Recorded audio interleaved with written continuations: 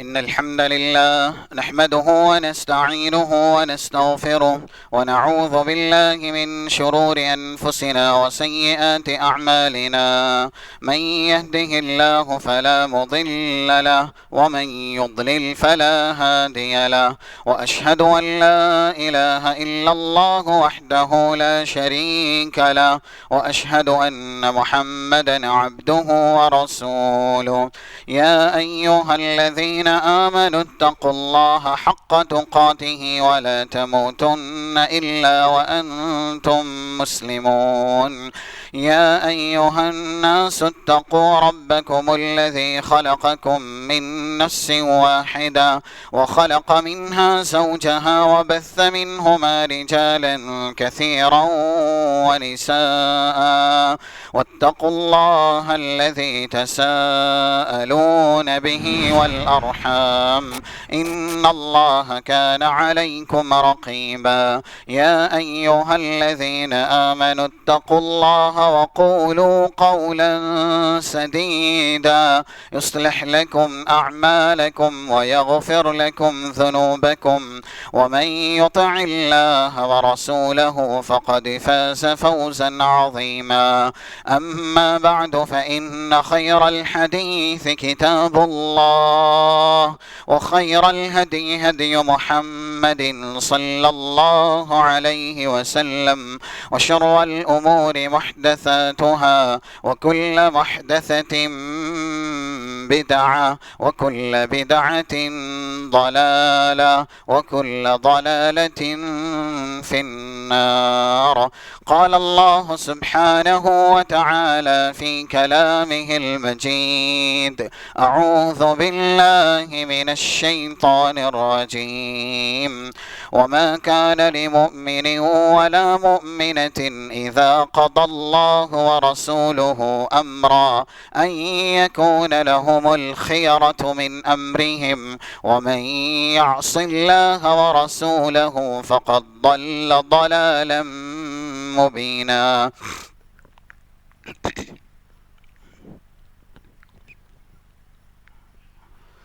خطبہ مسونہ کے بعد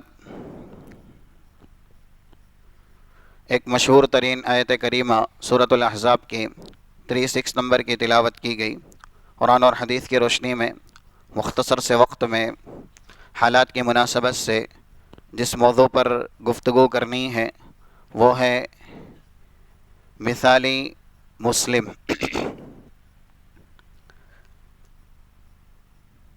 کلام مجید اور رسول اللہ صلی اللہ علیہ وسلم کے فرامین سے یہ بات بالکل صاف اور واضح ہو جاتی ہے۔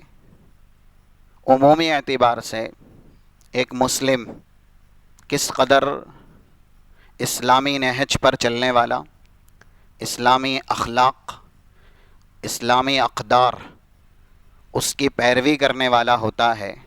چہ جائے کہ ایسا مسلم جو لوگوں کے لیے نمونہ ہو، جو لوگوں کے لیے مثالی ہو، اس میں موجود صفات وہ بہت اعلیٰ درجے کی ہوتی ہے، جو سب میں نہیں ہوتی یا زیادہ تر میں نہیں ہوتی۔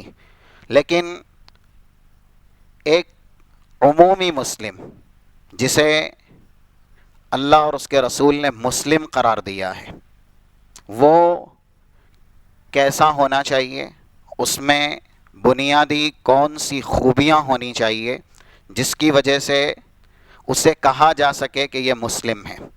اگر ہم مثالی یا لوگوں کے لیے مقتدی، رہنما، رہبر، نمونے والا مسلم کو ابھی کچھ دیر کے لیے بیان نہ کریں، سائیڈ پہ رکھیں، صرف اور صرف ہم اور آپ سب کے سب جو بھی اللہ کے بندے ہیں وہ پابند کیے گئے ہیں اسلام لانے کے، اسلام کو اپنانے کے، مسلم بننے کے۔ تو ایک مسلم کردار کے اعتبار سے، اخلاق کے اعتبار سے، عادات کے اعتبار سے، معاملات کے اعتبار سے کیسا ہوتا ہے؟ کلام مجید میں رب العالمین نے یہ بات میزان ترازو کے طور پر بتلا دی ہے، یہ ہم بھی سمجھ جائیں، ہمارا گھرانہ سمجھ جائے، ہمارا سماج سمجھ جائے، اور جتنا جلد سمجھیں یہ دنیا اور آخرت کی کامیابی کے لیے بے انتہائی ضروری ہے۔ اگر ہم اس آیت میں موجود بیان اپنی زندگی میں نافذ کر لے جاتے ہیں تو ہماری زندگی ایمانی ہے، ہماری زندگی اسلامی ہے۔ اللہ ارشاد فرماتا ہے وَمَا كَانَ لِمُؤْمِنٍ وَلَا مُؤْمِنَةٍ، اور اگر اس آیت کا ربط پچھلی آیت سے ہم دیکھیں تو پھر 3312 نمبر کی جامع ترمذی کی حدیث ہے، ایک خاتون رسول اللہ صلی اللہ علیہ وسلم کے پاس آئی تھیں جنہوں نے رسول اللہ صلی اللہ علیہ وسلم کے ساتھ کئی غزوات میں شمولیت اختیار کی۔ کئی ایک مرتبہ وہ خود اللہ کے نبی اور قافلے سمیت، لشکر سمیت میدان جہاد میں گئی تھیں، یہ ان کا اعزاز ہے۔ انہوں نے کہا کہ ہم نے کلام مجید پڑھا، بار بار سنا، لیکن کلام مجید میں صرف اور صرف تذکرے مرد حضرات کے ہیں، خواتین کے نہیں ہیں۔ تو انہی کی یہ فرمائش پر اللہ نے 35 نمبر کی سورہ احزاب کی ایک بڑی آیت کریمہ، اہل اسلام کون ہیں، کون سی صفات ہے جس سے کہ وہ اللہ کے چنندہ پسندیدہ بندہ یا بندے بن سکتے ہیں، اور جن کے لیے یہ رزلٹ ہے، یہ نتیجہ ہے، اعد اللہ لہم مغفرہ و اجرا عظیما، ایسوں کے لیے ہی اللہ نے اپنی مغفرت اور اجر عظیم تیار کر رکھا ہے۔ تو پہلا جو وصف بیان ہوا، ان المسلمین والمسلمات والمؤمنین والمؤمنات والقانتین والقانتات والصادقین والصادقات والصابرین والصابرات والخاشعین والخاشعات والمتصدقین والمتصدقات والصائمین والصائمات والحافظین فروجہم والحافظات والذاکرین اللہ کثیرا والذاکرات، یہ چند خوبیاں ہیں۔ اسلام اور ایمان یہ دونوں ہم معنی ہیں، اور ایسے ہی جب ایک ساتھ بیان ہو تو ان کے اندر فرق کیا جاتا ہے۔ اسلام کا تعلق زیادہ تر ظاہری اعمال سے ہوتا ہے، مثلا نماز ہے، روزہ ہے، زکوٰۃ ہے، حج ہے، یا ارکان اسلام ہیں، یا پھر زبان سے اظہار شہادتین ہیں۔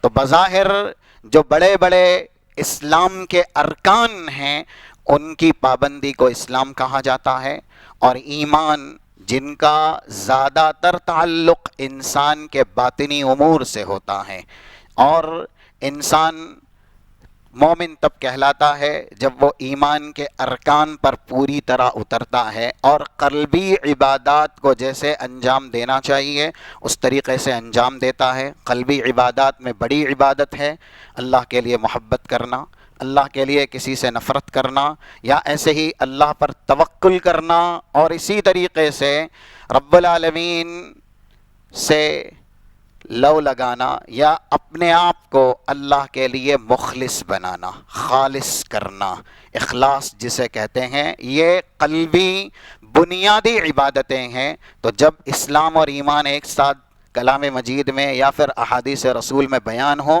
جیسا کہ یہاں پر مسلم کے بعد مومن کا لفظ آیا ہے، تو دونوں میں فرق اس طریقے سے کیا جاتا ہے کہ اسلام کا تعلق بڑی بڑی ظاہری عبادت سے ہوتا ہے اور ایمان کا تعلق بڑی بڑی باطنی عبادت سے ہوتا ہے، اور یہ دونوں ہی کسی بھی جنتی شخص اور فرد کے لیے بہت زیادہ ضروری ہیں۔ اور اس کے بعد چند خوبیاں بیان کی گئیں، جیسا کہ کہا گیا والقانتین والقانتات، عبادت کرنے والے مرد، عبادت کرنے والی خواتین، اور سچ بولنے والے مرد، سچ بولنے والی خواتین، صدقہ کرنے والے مرد، صدقہ کرنے والی خواتین، اور روزہ رکھنے والے مرد، روزہ رکھنے والی خواتین، خشوع اختیار کرنے والے مرد اور خشوع اختیار کرنے والی خواتین، شرمگاہ کی حفاظت کرنے والے مرد اور شرمگاہ کی حفاظت کرنے والی خواتین، اللہ کا ذکر کرنے والے مرد اور اللہ کا ذکر کرنے والی خواتین۔ یہ آیات ہیں، اس کا تعلق آگے والی آیت سے ہے جو میزان ہے، جو ترازو ہے، کہ انسان اگر ان سب کو عملی جامہ پہنائے گا تو پھر اسے اپنی یہ صفت بنانی ہوگی۔ ایک روزے دار ایک سچ بولنے والا، شرمگاہ کی حفاظت کرنے والا، صدقہ دینے والا، یا ایسے ہی رب العالمین کا ڈر اختیار کرنے والا کون شمار کیا جائے گا، کس کا اسلام معتبر ہے، کس کا ایمان معتبر ہے، یہ فیصلہ کن آیت ہے۔ کوئی بھی مومن مرد، کوئی بھی مومنہ خاتون اس وقت تک مومن نہیں ہو سکتے جب تک کہ اس آیت میں جو بتلایا گیا اسے عملی جامہ نہیں پہنا لیتے۔ اللہ کہہ رہا ہے کہ جب اذا قضى اللہ ورسولہ امرا، اللہ اور اس کے رسول کا فیصلہ آ جائے، اللہ اور اس کے رسول کہہ دیں یہ ایسے ہوگا، یہ ایسے نہیں ہوگا، تو پھر ان کے پاس ان کا کوئی بھی ذاتی اختیار نہ رہے۔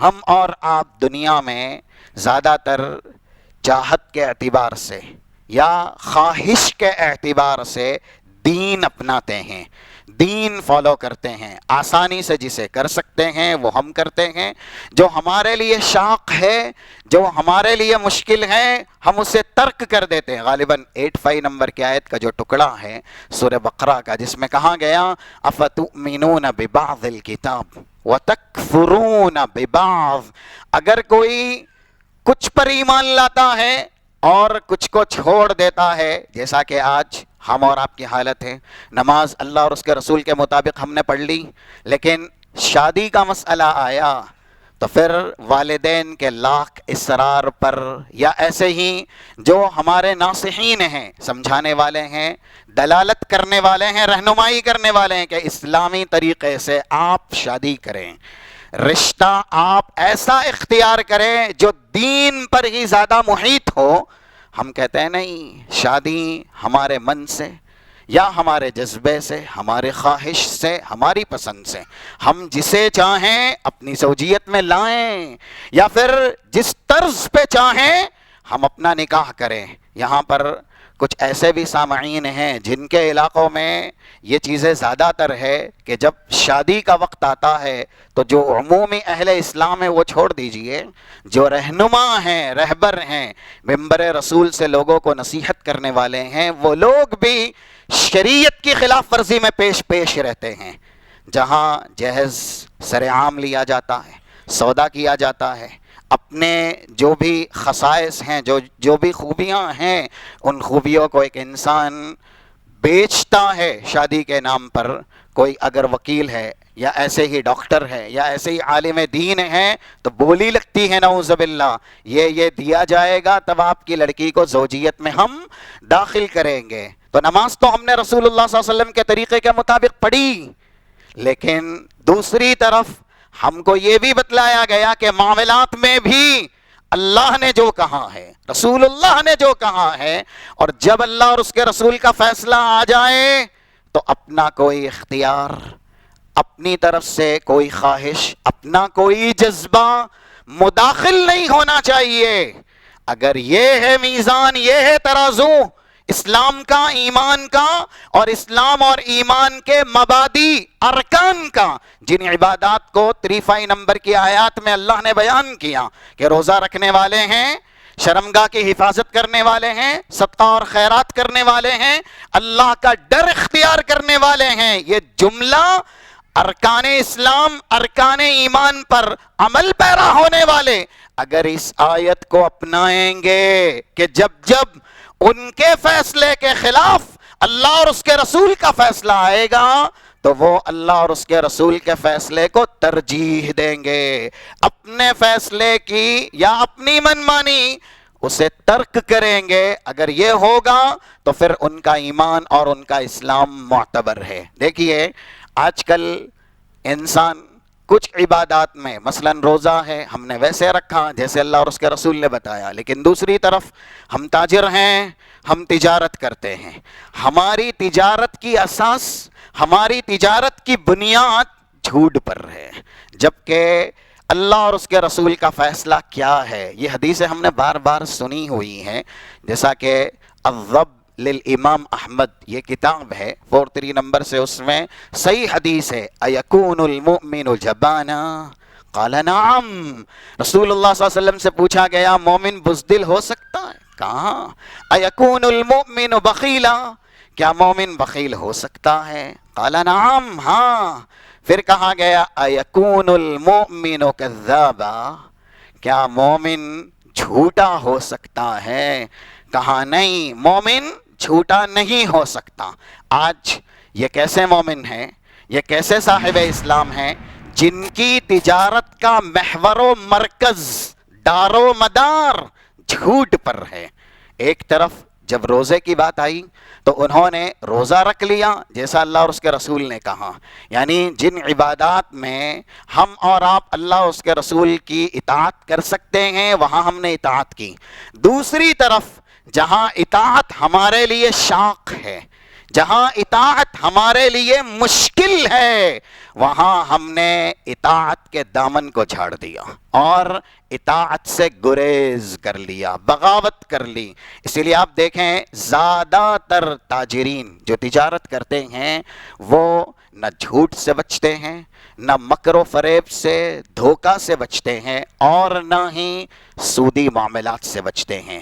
تو جو انسان کچھ عبادات کو اپنائے گا اور کچھ عبادات کو ترک کرے گا، اس کا ایمان اور اس کا اسلام اللہ کے یہاں معتبر نہیں ہے۔ اسی لیے یہ ایمان والوں کی صفت نہیں، افتؤمنون ببعض الکتاب وتکفرون ببعض، کہ کچھ کو آپ مانیں اور کچھ کو آپ نہ مانیں۔ ایک طبیب کے پاس اگر مریض جائے، معالج علاج تجویز کرے اور اسے دوائیاں دے، کچھ دوائیں وہ کھائیں اور دوسری دواؤں کو وہ ترک کر دے، پھر دوبارہ جائے اور کہے کہ مرض بڑھ گیا، شفا نہیں ہوئی، مرض بجائے کم ہونے کے بڑھ گیا۔ جب پوچھا جائے کہ ہم نے جو ہدایات دی تھی، جس طریقے سے علاج کا طریقہ بتایا یا دوائیاں لینے کے لیے کہا، اب وہ یہ کہے کہ ہم نے آپ کی ہدایات پر عمل ہی نہیں کیا، دوائیں بے وقت لی، پوری دوائی نہیں لی، جتنی ہم کھا سکتے تھے، جتنی ہم لے سکتے تھے اتنی ہم نے لی، تو آپ بتائیے اس میں معالج کا قصور ہے یا مریض کا؟ یہ مثالیں ہمیں بہت آسانی سے سمجھ میں آتی ہیں، وہ بہو یہی مثال ہے، معالج ہمارے اللہ یا رسول اللہ ہے، اور ایسے ہی علاج ہمارا قرآن اور حدیث ہے، اور مریض کون ہیں؟ مریض ہم اور آپ ہیں۔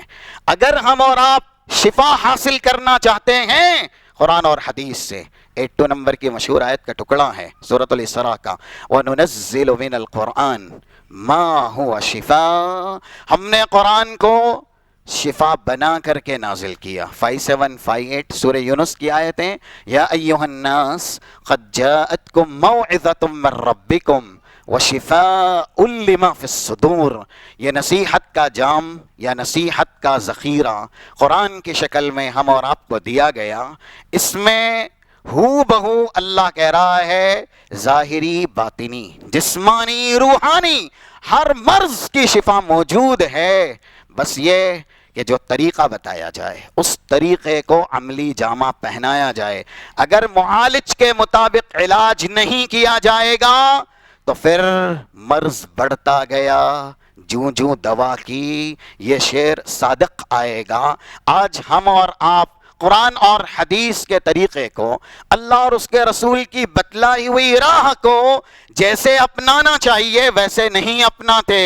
اسی لیے یہ جو مفہوم ہے جتنا جلد ہم سمجھیں گے، ہمارا گھرانہ سمجھے گا، ہمارا سماج سمجھے گا، دنیا بھی بنے گی اور آخرت بھی بنے گی۔ ایمان والا مرد ہو، ایمان والی خاتون ہو، اذا قضى اللہ ورسولہ امرا، جب اللہ کا فیصلہ آئے، اس کے رسول کا فیصلہ آئے، ان یکون لہم الخیارۃ من امرہم، تو پھر ذاتی نفسی خواہشی کوئی اختیار باقی نہ رہے۔ اللہ اور اس کے رسول کا فیصلہ سر آنکھوں پر، جنہیں ہم نے اسوہ بنایا، جنہیں ہم نے نمونہ بنایا، وہ دنیا میں نمونہ ایسے ہی نہیں بنے، انہوں نے اسی آیت کو میزان بنایا۔ 3866 سنن نسائی کی یہ مشہور حدیث ہے۔ رافع بن خدیج کہتے ہیں تاجر تھے، بہت زمینوں کے مالک تھے، اور رسول اللہ صلی اللہ علیہ وسلم کی ایک حدیث ایک بار سنی۔ کیا رسول اللہ صلی اللہ علیہ وسلم نے جس طریقے سے ہم تجارت کرتے تھے، جس طریقے سے ہم نفع کماتے تھے، اللہ کے نبی نے منع کیا. نہانا رسول اللہ عن امر کان نافعا لنا، یہ الفاظ حدیث ہیں. ہمیں رسول اللہ نے اس طریقے سے منع کر دیا جو کہ ہمارے لیے مال کمانے کا اور مال میں بہت زیادہ نفع حاصل کرنے کا طریقہ تھا. لیکن ہم نے اس آیت کو ہمارے ایمان کا، ہمارے اسلام کا میزان بنایا کہ جب اللہ کا فیصلہ آئے، جب رسول اللہ کا فیصلہ آئے تو منمانیاں ترک کر دی جائیں، جو ہم کر رہے ہیں اسے چھوڑ دیا جائے. تو وہ خود فیصلہ سناتے ہوئے کہتے ہیں طاعت اللہ و طاعت رسولہ کانت انفع لنا. جس طریقے سے مال کماتے تھے وہ مال نفع بخش تھا، لیکن ہم اس نفع بخش راستے کو چھوڑیں گے کیونکہ رسول اللہ نے اس راستے سے منع کیا. اور کیوں چھوڑیں گے؟ کیونکہ اللہ کی ماننا، رسول اللہ کی ماننا سب سے بڑا نفع ہے. کیا کہا؟ سب سے بڑا نفع ہے. ایک دنیاوی تجارت ہے، ایک اخروی تجارت ہے. انسان اخروی تجارت کے لیے دنیاوی تجارت چھوڑے، یہ ایمان ہے. اسی لیے رب العالمین نے کلام مجید میں اپنی طرف منسوب جو تجارت کی ہے وہ دنیاوی نہیں ہے. سورہ صف کی مشہور آیتیں ہیں 10، 11، 12. یا ایھا الذین آمنوا هل ادلکم علی تجارہ تنجیکم من عذاب علیم. ایمان والو، ایک تجارت میں بھی تمہیں سکھانا چاہتا ہوں. یہ کون کہہ رہا ہے؟ یہ اللہ کہہ رہا ہے. اور اس تجارت کا فائدہ یہ ہوگا کہ وہ تمہیں دردناک عذاب سے، عذاب علیم سے بچائے گی. صحابہ نے دنیاوی تجارت کو ترک کیا. رافع بن خدیج کہتے ہیں وہ راستہ ہی ہم نے بھلا دیا جس راستے سے ہم مال کماتے تھے، ہمیشہ ہمیشہ کے لیے ترک کر دیا. کیوں؟ ہمارے لیے اللہ اور اس کے رسول کی اطاعت سب سے زیادہ قابل منفعت ہے. اس تجارت کو ہم نہیں چھوڑیں گے. دیکھیے یہ حدیث بھی ہم نے سنی ہوئی ہے 1940 نمبر کی کہ خیبر فتح ہوا. صحابہ کہتے ہیں انا اذا نزلنا بساحت قوم فساء صباح المنذرین. اور جب ہم گئے خیبر کی سرزمین پہ، یہودیوں نے دیکھا تو کہا اللہ اکبر خریبت خیبر، محمد اپنے لشکر سمیت آئے ہیں، اب یہ خیبر بچنے والا نہیں ہے. پھر اس کے بعد فتوحات ہوئی اور وہاں جو مال مل سکتا تھا وہ ملا، جس میں بہت زیادہ جانور بھی ملے. ایسے جانور جو اس وقت حلال تھے وہ ذبح کیے گئے. یہاں تک کہ بھوک لگی ہوئی تھی، جہاد کیا، محنت کی اور قتال کیا. بھوکے تھے، شدت بھوک پیٹ کے اندر جل رہی تھی، تپش مار رہی تھی. ہم نے گدھے ذبح کر کے ہنڈیوں میں پکانے کے لیے چڑھا بھی دیے. اور یہ الفاظ ہیں فَأُكْفِئَتِ الْقُدُورِ، بالکل وہ گوشت جو اس وقت حلال تھا کھانے کے لیے ریڈی ہو گیا، ہنڈیوں میں ابلنے لگ گیا. ایک منادی ندا لگاتا ہے وَيُنَادِي مُنَادٍ. یہ ہے صحابہ کا امتحان. جو لوگ ایمان میں جتنے مضبوط ہوتے ہیں نا ان کا امتحان بھی اتنا ہی کڑا ہوتا ہے. اسی لیے تو اللہ نے کہا سورہ حجرات کی آیت نمبر 3 کا ایک ٹکڑا أُولَئِكَ الَّذِينَ امْتَحَنَ اللَّهُ قُلُوبَهُمْ لِلتَّقْوَى لَهُمْ مَغْفِرَةٌ وَأَجْرٌ عَظِيمٌ. پہلے ممتحن کون ہے وہ دیکھیں. اللہ ہے امتحان لینے والا. جب امتحان لینے والے بڑے ہوتے ہیں تو اپنے لیول کا امتحان لیتے ہیں. اسی لیے جو ڈاکٹر بنتے ہیں، IAS بنتے ہیں یا دنیا کے بڑے بڑے منصب پہ فائز ہوتے ہیں، ان کا فائنلی ایگزام انہی کے لیول کے بڑے بڑے ممتحن لیتے ہیں. اور جب انسان بڑا ہوتا ہے، بڑوں کا امتحان لیتا ہے تو اس کا امتحان بھی بڑا کڑا ہوتا ہے. یہاں اللہ ہے امتحان لینے والا. اب جب امتحان اللہ لے گا تو امتحان کا، آزمائش کا لیول بھی کتنا اونچا ہوگا. اور کن کا لیا گیا؟ صحابہ اکرام رضوان اللہ علیہم اجمعین کا. اولئک الذین امتحن اللہ قلوبہم للتقوی. ان کے دلوں کا امتحان اللہ نے لیا، اور امتحان کے بعد نتیجہ رزلٹ بھی اللہ نے بتایا کہ دل میں کیا ہے، دل میں صرف اللہ کا تقوی ہے، دل میں صرف توحید ہے۔ اسی لیے ہم امتحان لینے کے بعد انہیں سند دیتے ہیں، رزلٹ شہادت دیتے ہیں، ان کے لیے مغفرت ہے، اجر عظیم ہے۔ تو امتحان اللہ نے لیا ایسا ہی کہ ابھی تپش ہے، بھوک کی آگ ہے، محنت اور جانفشانی جہاد کی شکل میں، قتال کی شکل میں انجام دی گئی ہے، اور جو ہنڈیوں میں گوشت ہے کھانے کے لیے بالکل ریڈی ہے، ایک آواز دینے والا آواز دیتا ہے، ان اللہ ورسولہ ینہیانیکم عن لحوم حمر الاہلیہ۔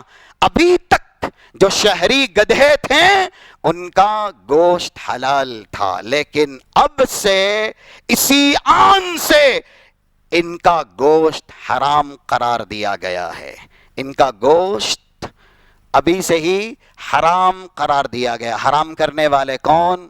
اللہ اور اس کے رسول۔ تو پھر الفاظ کیا ہیں؟ وَإِنَّهَا لَتَفُورُ بِمَا فِيهَا، بالکل نکلنے کے قریب، منہ میں ڈالنے کے قریب ہوا تھا یہ گوشت، اور بھوک کی تپش پیٹ کے اندر شدت مار رہی تھی، اس کے باوجود بھی یہ معیار ہے، یہ میزان ہے صحابہ کرام کے ایمان اور اسلام کا۔ فَأُكْفِئَتِ الْقُدُورُ بِمَا فِيهَا، ہنڈیاں کی ہنڈیاں پوری کی پوری بہا دی گئی، گوشت پورا کے پورا زمین کی طرف انڈیل دیا گیا، اور اس میں سے ایک قطرہ بھی نہ زبان پہ رکھا گیا، نہ حلق کے اندر اتارا گیا۔ جب اللہ کا فیصلہ آئے، جب رسول اللہ کا فیصلہ آئے، تو پھر اہل ایمان اسی وقت مومن ہوتے ہیں کہ ان کے ذاتی اختیارات، جذبات، خواہشات یا جو بھی ان کی امنگیں ہیں وہ اس وقت ہی ختم ہو جائیں، اس وقت ہی مٹ جائیں، اللہ اور اس کے رسول ہی ان کی اصل خواہش اور آرزو بنے۔ حضرت فاطمہ بنت قیس 1480، یہ ریفرنس ہے صحیح مسلم کتاب النکاح کا۔ رسول اللہ نے کہا اذا حللتی فآذنینی، ابھی آپ عدت طلاق میں ہیں، عدت پوری ہو جائے اس کے بعد بتائیے گا، ہم آپ کے لیے بہترین رشتہ تجویز کریں گے۔ عدت پوری ہوئی، کہا گیا، حضرت معاویہ نے رشتہ نکاح بھیجا ہے، ابو جہم ہیں انہوں نے رشتہ نکاح بھیجا ہے، ان دونوں میں سے کسی ایک سے ہی یہ خاتون شادی کرنا چاہتی تھیں۔ رسول اللہ نے کہا تھا کہ مجھے خبر دینا، صرف اللہ کے نبی کی بات مانی، خبر دی، اور آپ نے جب ان دونوں کے تعلق سے سنا، وجہ حدیث میں ہے، بتائی گئی کہ ابو جہم بہت زیادہ مارتے ہیں، اور معاویہ اس وقت ان کے پاس مال نہیں تھا۔ کیوں؟ کیونکہ گھرانے سے کھدیڑ دیے گئے تھے، ایمان لائے تھے تو پھر اپنے گھرانے سے باہر کر دیے گئے، ملکیت سے، اور ایسے ہی جو اس وقت والد محترم کی جائیداد تھی اس سے نکال دیے گئے تھے۔ زیادہ مال حضرت معاویہ کے پاس اس وقت نہیں تھا، فقیری مفلسی کی زندگی تھی، اور یہ جملہ صحابہ کی حالت ہوا کرتی تھی مکے کے اندر، کیونکہ انہوں نے ریاست کو، سلطنت کو، حکومت کو، جاگیر کو، مال کو، عیش و عشرت کو اور اعلیٰ درجے کی لائف اسٹائل کو اس لیے لات ماری تھی کہ یہ جنت نہیں دلا سکتی، یہ دوزخ سے بچا نہیں سکتی۔ ہم اور آپ جنت میں جائیں گے، دوزخ سے بچیں گے تب جب اللہ اور اس کے رسول پر ایمان لائیں گے۔ مصعب ابن عمیر جن کے تعلق سے 4905 مستدرک حاکم کی یہ صحیح ترین روایت ہے کہ وہ کتنے حسین تھے، کتنے سرمایہ دار تھے، اور کیسی مکے میں زندگی گزارتے تھے۔ عطر لگا کے جس راستے سے گزر جاتے ان کی خوشبو ان کے گزرنے کا پتہ دیتی، اور جو لباس جسم پر وہ زیب تن کرتے، مکے کے بڑے بڑے مالدار ایسے لباس زیب تن نہیں کرتے تھے۔ اتنی ریاست، اتنی سرداری، اتنی مالداری گھرانے کے اندر تھی، لیکن جب رسول اللہ صلی اللہ علیہ وسلم نے سرزمین مدینہ پہنچ کر کے ان کا استقبال کیا. 2 سال پہلے ہی چلے گئے تھے مصعب ابن عمیر, اور مدینے کی سرزمین پر جیسا استقبال ہوا رسول کا, صحابہ کرام کا, یہ سارے استقبال کی بڑی وجہ اللہ نے مصعب ابن عمیر کو بنائی تھی. ان کی دعوت, ان کی کاوش, ان کی کوشش, جس طریقے سے دین کی تبلیغ کی شاہراہ پر مدینے کے بڑے بڑے سرداروں کو انہوں نے چلایا, آمادہ کیا, اور رسول اللہ کی تربیت میں پلے بڑے, داعی بنے, جس اسلوب, نہج, طرز اور منہج پر دعوت دین دینی چاہیے وہ سب اختیار کر کے بڑے بڑے مدینے کے سرداروں کو مشرف اسلام بنایا. جب سرزمین کے سردار ہی مشرف اسلام ہو جائے, اور جو اسلام کا داعی ہے, اسلام کا مبلغ ہے, جسے رب العالمین نے اسلام ہی کا سب سے بڑا داعی قرار دیا, محمد الرسول اللہ, ان کا استقبال نہ ہو. حضرت مصعب ابن عمیر جس وقت رسول اللہ کا استقبال کرنے آئے تھے کہ اللہ کے نبی ہجرت کر کے مدینہ آ رہے ہیں, ان کی کم پرسی زندگی دیکھ کر کے پیروں میں پھٹے ہوئے جوتے, یا پھر جوتے ایسے کہ جو پہنے نہیں جا سکتے, جسم پر پیوند لگے ہوئے لباس یا پھٹی ہوئی چادر جو گرد و غبار والی تھی, رسول اللہ اشکبار ہو گئے تھے. یہ قربانیاں ہیں اسلام کے لیے, یہ اسلام کے لیے, رب العالمین کے لیے. انسان دنیا کے اندر جو کچھ نیلام کر سکتا ہے, لٹا سکتا ہے, دے سکتا ہے, یہ سب اس کا نمونہ ہے. بہرحال صحابہ کرام رضوان اللہ علیہ مجمعین اس طرح کی قربانیاں بہت زیادہ دیا کرتے تھے. یہ تاریخ کے اوراق ہیں, بھرے پڑے ہیں, جو دلالت کرتے ہیں کہ کس طریقے سے رسول اللہ صلی اللہ علیہ وسلم کے لیے, دین کے لیے قربانیاں دی گئی. ویسے ہی حضرت معاویہ اس وقت بہت زیادہ مسکین تھے. رسول اللہ نے کہا مسکین ہیں اس لیے ان سے تو شادی نہیں کرنی, ابو جہم سے اس لیے نہیں کرنی کیونکہ وہ مارتے زیادہ ہیں. انکحی اسامہ, اسامہ بن زید سے شادی کی جائے. حضرت فاطمہ بنت قیس کو پسند نہ تھے کیونکہ جسمانی اعتبار سے سیاہ تھے, کالے تھے, لیکن کہا اللہ کے نبی نے ان سے شادی کرنے کے لیے حکم دیا ہے. رسول اللہ کا حکم سر آنکھوں پر, شادی کر لی. اور بعد میں کہا بھی کہ یہ فیصلہ جس لیے مانا گیا دنیا کے اندر اور آخرت کے اندر, اس فیصلے کا رب العالمین نے جو صلہ دیا, ان کی دنیاوی زندگی بہت ہی زیادہ برکت سے لبریز ہو گئی. اور وہ فخر سے کہتی تھیں دوسری خواتین کے سامنے کہ یہ برکتی زندگی جو آج ہمیں ملی ہے صرف اور صرف اللہ کے نبی کی اطاعت کی وجہ سے. رسول اللہ نے کہا اسامہ بن زید سے شادی کرو. میں نہیں چاہتی تھی ان سے شادی کرنا, لیکن رسول کا حکم ٹال نہیں سکتے, رسول کے حکم کی مخالفت نہیں کر سکتے. آج کتنی مخالفتیں جوتوں کی نوک پہ رہتی ہیں. کب؟ جب مسئلہ ہماری پسند کا آتا ہے, ہم اپنی پسند سے یہ کریں گے, معاملہ ہمارا ہے اس لیے پسند بھی ہماری رہے گی. ایک اور حدیث ہے جیسا کہ 4035 اور ایسے 4059, یہ دونوں ہی روایتیں ابن حبان میں. جلیبیب یہ صحابی کا نام بسا اوقات لیا جاتا ہے, اور جب جب نام آتا ہے ان کا, ان کی ایک صفت ہے جو جسمانی اعتبار سے ہے, وَكَانَ فِي وَجْهِهِ دَمْعَةٌ, یہ جسمانی اعتبار سے کالے بھی تھے, بدصورت بھی تھے, لیکن جیسا کہ ہم نے یہ سنا ہوا ہے کہ جسمانی شکل, جسمانی خوبصورتی یا بدصورتی کسی کے چھوٹے بڑے, کسی کے اچھے برے ہونے کا میزان اور معیار کبھی بھی نہیں ہے. 2564 یہ حدیثیں ہیں صحیح مسلم کے اندر. ان اللہ لا ينظر الى صورکم واجسامکم ولکن ينظر الى قلوبکم واعمالکم. اللہ صورتوں کی طرف نہیں دیکھتا, کون کتنا حسین ہے، کون کتنا خوبصورت ہے، کس نے کتنا مہنگا لباس زیبتن کیا ہے، کون کتنی مہنگی گاڑی پہ سوار ہوتا ہے، کون کتنے عالیشان بنگلوں میں رہتا ہے۔ لا ینظر چیمانہ دارت، اللہ کو یہ ساری چیزیں نہ مقصود ہے نہ مطلوب ہے، کیونکہ یہ اسی کا ہی دیا ہوا ہے۔ اگر یہی مقصود الہی ہوتا تو فرعون نعوذ باللہ کبھی دوزخ میں نہ جاتا، قارون کبھی دوزخ میں نہ جاتا، ابو لہب کبھی دوزخ میں نہ جاتا۔ صرف اگر دنیاوی آن بان شان اور دنیاوی ترقی، دنیاوی رفعت، دنیاوی بالادستی، دنیاوی اقتدار، دنیاوی حکومت، دنیاوی شان و شوکت، جاؤ حشمت اگر اللہ کی پسند ہوتی تو پھر یہ جتنے نام لیے گئے ہیں نعوذ باللہ سب سے پہلے جنت میں چلے جاتے۔ اور یہاں پر جملہ معترضہ کے طور پر ایک بات یہ سمجھانی ہے، اگر ہم کسی قابل دنیا میں بنائے بھی گئے نا تو خدمت کے لیے اپنے آپ کو قابل سمجھیے گا، بالادستی کے لیے نہیں۔ آج لوگ دینی مناصب اپنی ذات کی رفعت اور بلندی کے لیے لیتے ہیں، یہ دینی مناصب اپنی ذات کی بالادستی بلندی کے لیے نہیں۔ اللہ کے بندو کہ دین کا منصب آیا تو آپ لوگوں پر اپنی عظمت یا لوگوں پر اپنی رفعت کو فٹ کریں، منطبق کریں۔ آپ دینی مناصب اس لیے دیے جاتے ہیں کہ آپ میں وہ خوبی ہے، اور خدمت کے لیے آپ دینی منصب دیے گئے ہیں، نہ کہ عظمت کے لیے، شان و شوکت کے لیے۔ بڑا فرق ہے۔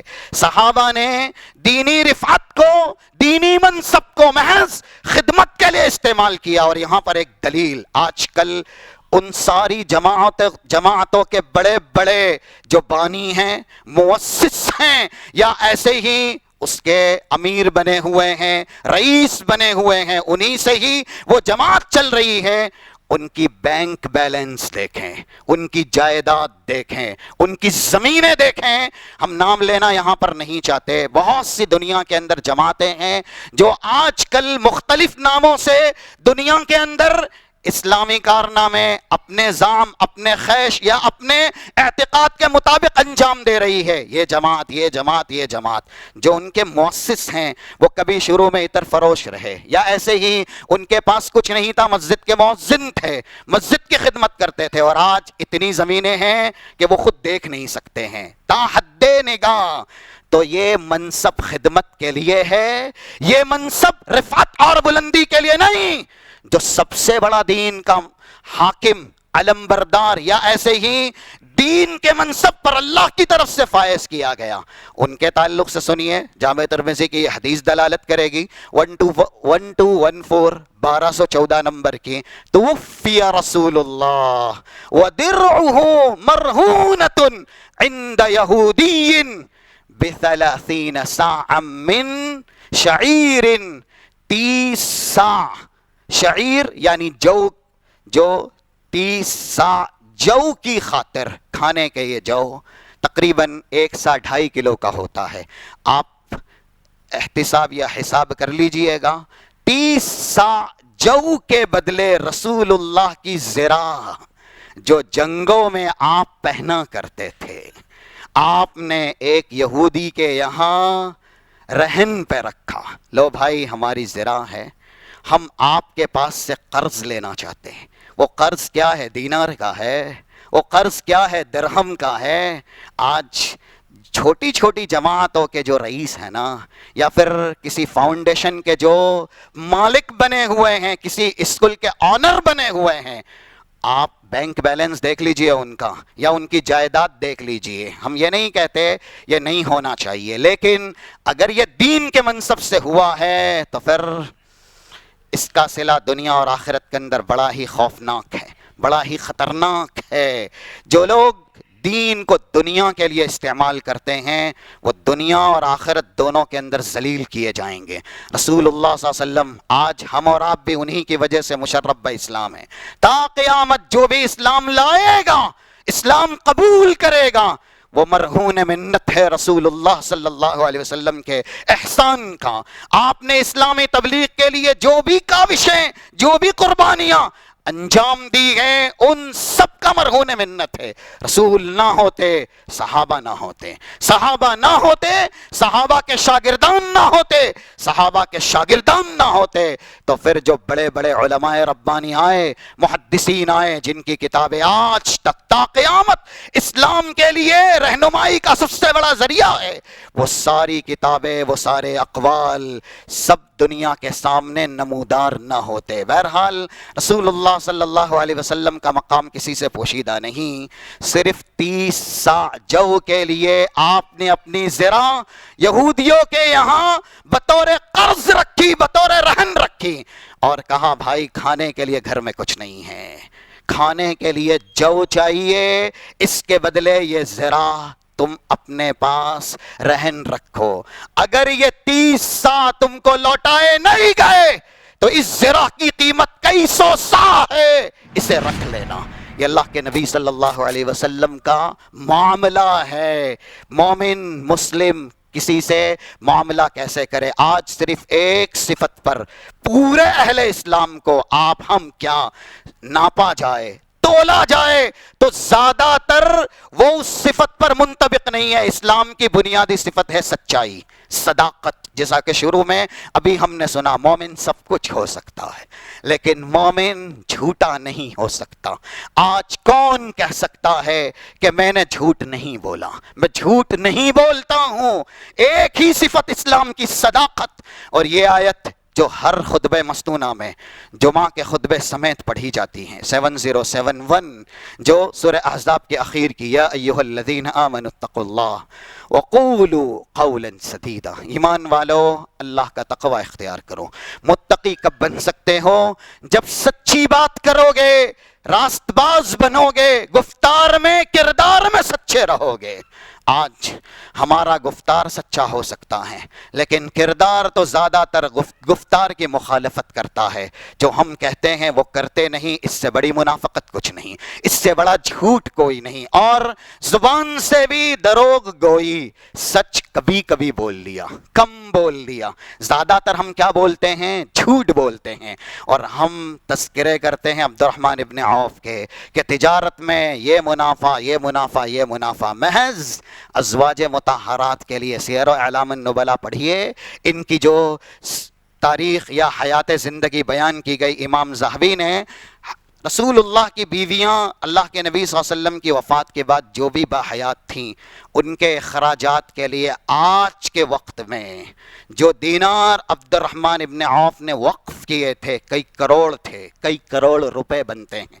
تقریباً لوگوں نے کہا 20 کروڑ، 22 کروڑ، یہ سب تاریخ کی کتابوں کے اندر موجود ہے۔ صرف اور صرف امہات المومنین کے اخراجات کے لیے وقف کیے تھے عبد الرحمن ابن عوف نے۔ کیوں؟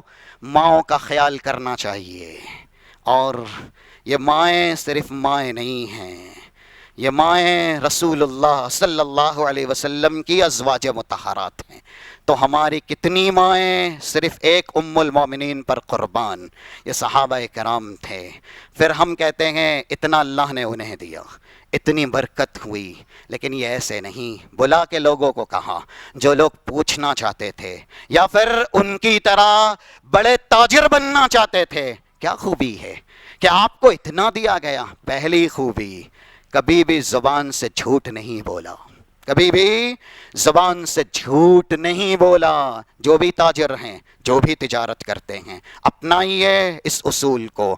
جامع ترمذی کی حدیثیں ہیں 1207، 1208، 1209 اور اس کے بعد کی۔ جو صادق تاجر ہیں، جو امین تاجر ہیں، دنیا تو دنیا، میدان محشر میں کن کے ساتھ ہوں گے؟